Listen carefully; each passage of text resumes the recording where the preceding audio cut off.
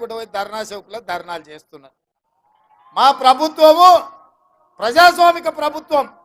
ప్రజాస్వామ్యంలో ప్రతిపక్షాలకు స్వేచ్ఛను ఇవ్వాలి అని మా ప్రభుత్వం అనుమతిస్తేనే ఇందిరా పార్కు ధర్నా చౌకులో ఆమె కవితమ్మ ధర్నా చేసింది.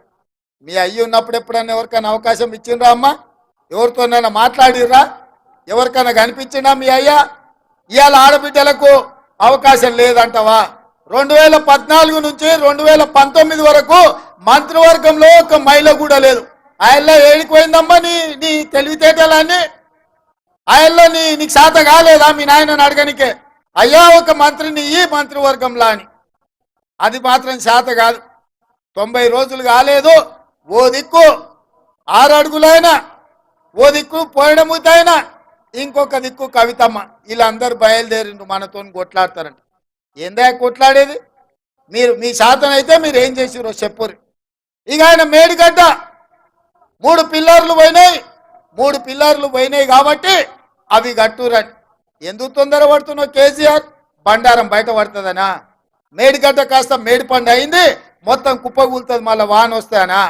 ఆయన ఉద్దేశం అంతా ఆయన కట్టింది కుంగింది, అన్నారం పగిలింది కాబట్టి అర్జెంటుగా దానికి పూత ఊసి హరేక్ మాల్తోని దాన్ని రిపేర్ చేసి ఇక అయిపోయింది, మా చేతులు ఏం లేదు, మొత్తం వాళ్ళదే అని మా మీద నెట్టనికనా? అందరం కలిసి పోయినాం కదా, శాతనైతే అల్లు వచ్చేది ఉండే. ఏమైందో మేడిగడ్డలా చూపించటోళ్ళం. ఇవాళ రిపేర్ చేయి అంటుండు. రిపేర్ చేయడానికి అది వనికి రావాలి కదా. అదేమన్నా అక్కడికి వస్తుందో అక్కర రాదు. ఇవాళ అధికారులు చెప్పాలి కదా. ఢిల్లీ నుంచి నిపుణులు వచ్చారు, వాళ్ళు వాటిని పరిశీలిస్తారు. ఉన్నది రిపేర్ చేస్తే నడుస్తుందా, మిగతాది కూడా కుంగిపోతుందా, మొత్తం గులగొట్టి కట్టాలనా లేకపోతే దాన్ని రిపేర్ చేయాలనా అని ఇవాళ అడగాలనా లేదా? ఇవాళ మనం ఇల్లు కడితే 8 పిల్లర్లు పెట్టి కడితే ఓ దిక్కు 2 పిల్లర్లు భూమిలో గుంగిపోతే మిగతాది చక్కగా ఉంటుందా? మిత్రులారా, మనం కూడా ఇల్లు కట్టిన వాళ్ళమే, సంసారం చేసిన వాళ్ళమే కదా. సాధ్యమా? ఇవాళ నీళ్ళు ఎట్లా నింపుతారా? ఓ దిక్కు మొత్తం బలిగైపోయింది, దాంట్లో నీళ్ళు నింతాయా? చెరువు నిండితే అలిగెళ్తే కూడా నీళ్ళు పోతాయి. తూము పగిలిపోతే మొత్తం అంతా బాగానే ఉంది కానీ తూము బొక్క పడితే నీళ్ళు ఉంటాయా? ఇవాళ మేడిగడ్డ కూడా దాదాపుగా 10 పిల్లర్లు భూమిలకు 2 మీటర్లు కుంగిపోయినాయి.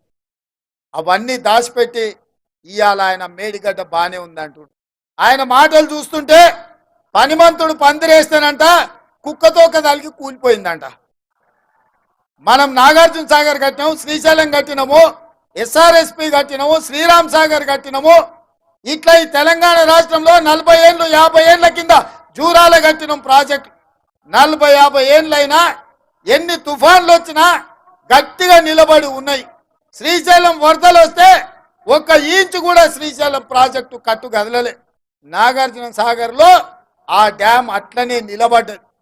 మేం కట్టిన ప్రాజెక్టులు 50-60 ఏళ్ళైనా కట్టడి మట్టి కూడా పక్కకు పోలే. నీ ముఖానికి సన్నాసి 1,00,000 కోట్లు పెట్టి కట్టినావు. ఏమైంది 1,00,000 కోట్లకు? 3 ఏళ్ళకు కూలిపోతుందా? ఇది నీ జాగీర్ అయితే గట్లే ఇస్తావు. నీ ఫామ్ హౌస్లో ఇల్లు కట్టుకున్నావు, గట్లే కట్టినావు. 2 ఏళ్ళకు 3 ఏళ్ళకు గుంగిపోతుంది నీ ఫామ్ హౌస్లో ఇల్లు. ఇవాళ ప్రజల సొమ్ము కాబట్టి లెక్కపత్రం లేదు. ఎంతసేపు దాచుకుందాం అన్న ఆలోచనతోటి ఇవాళ మేడిగడ్డని గట్ల కట్టి ఇవాళ దాన్ని కుంగదీసి పలగొట్టి ఇవాళ మన మీద బద్నాం పెట్టాలని చూస్తుండు.